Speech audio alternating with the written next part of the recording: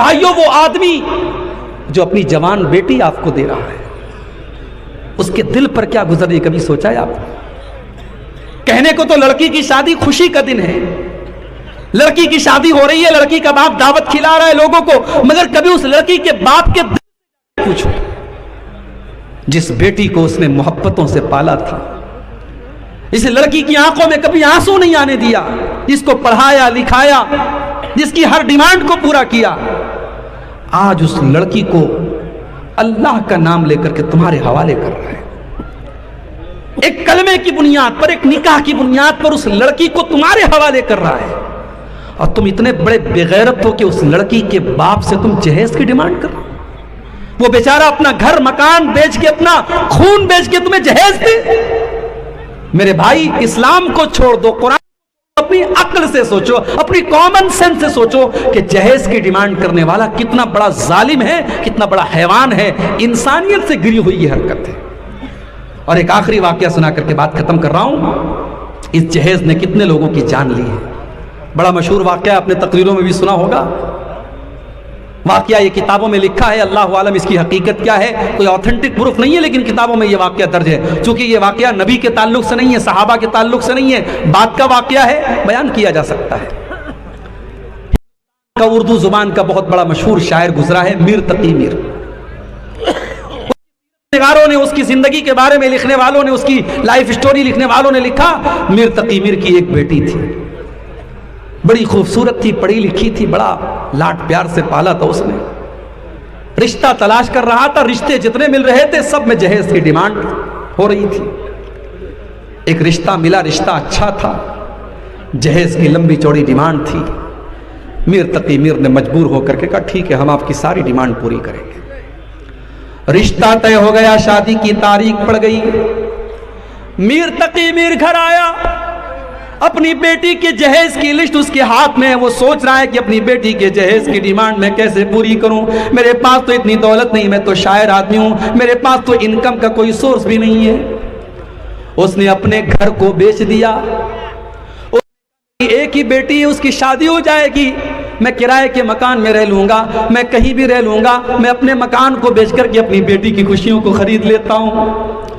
اس نے مکان کو بیچ دیا، بیٹی کو خبر لگنے نہیں دی، اپنے مکان کا سودا کر لیا، اور مکان جس کو بیچا تھا اس سے یہ طے کر لیا کہ جب تک میری بیٹی کی شادی نہیں ہو جاتی تب تک میں مکان خالی نہیں کروں گا۔ سودا طے ہو گیا، خریدار نے اس کو پیسے بھی دے دیے، اس نے بیٹی کے جہیز کا سارا انتظام کر لیا۔ شادی کی تاریخ آ گئی، شادی کی تاریخ آ گئی، اور میر تقی میر کی بیٹی دلہن بنا دی گئی، سجا دی گئی، سنوار دی گئی، زیب و زینت اس کی کر دی گئی۔ لیکن شادی کے دن میر تقی میر کی بیٹی کو بھنک لگ گئی کہ میرے باپ نے میری خوشیوں کے لیے اپنے آشیانے کو بیچ ڈالا، اپنے گھر کو بیچ ڈالا، اپنے گھر کو سودا کر لیا۔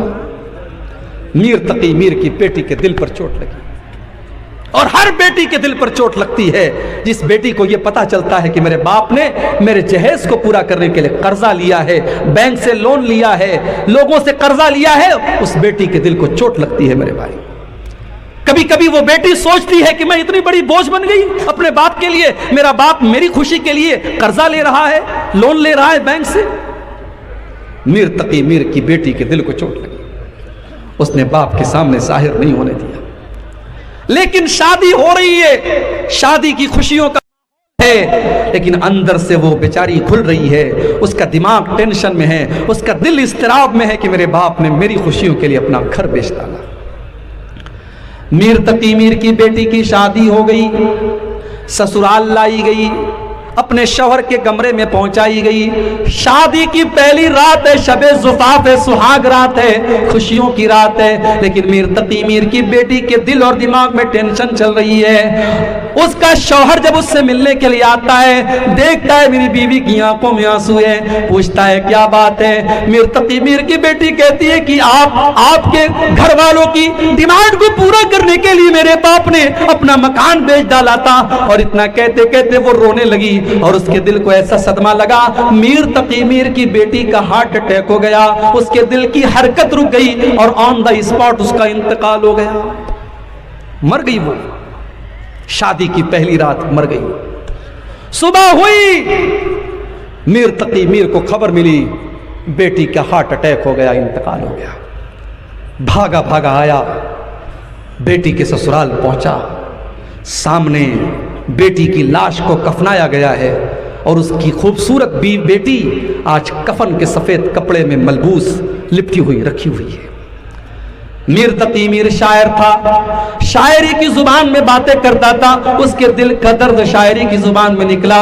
اس نے بیٹی کی لاش کو دیکھ کر کے کہا، اب آیا ہے آرام جاں، اب آیا ہے آرام جاں، خیال اس نامرادی میں، اب آیا ہے آرام جاں، خیال اس نامرادی میں، کفن دینا تجھے بھولے تھے ہم تیری شادی میں۔